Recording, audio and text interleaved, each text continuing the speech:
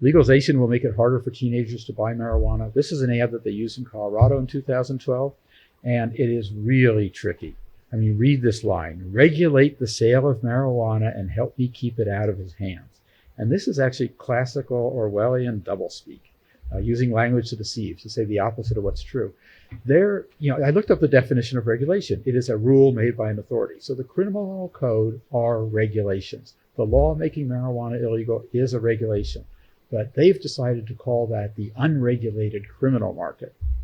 And they use the word regulation only for regulate, once you've made it legal. So the word regulate sounds tough, but when they use the word regulate, what they're actually saying is we're going to weaken the regulations. And as you know, it passed in Colorado, so this deception worked. The other thing they say is that store clerks card while dealers don't. So it's going to be harder for kids to get pot when we legalize it.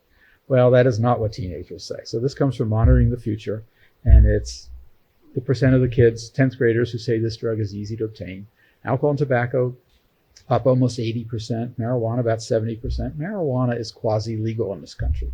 So legal drugs or quasi-legal drugs are easy to get. Then you look at prescription pain medicine, requires a doctor's prescription. Those are much harder to get, only about 25%. And the strictly illegal drugs are the hardest to get. Heroin and crystal meth, very few kids said those were easy to get. So legalization will not keep kids away from drugs. Tough drug laws actually do.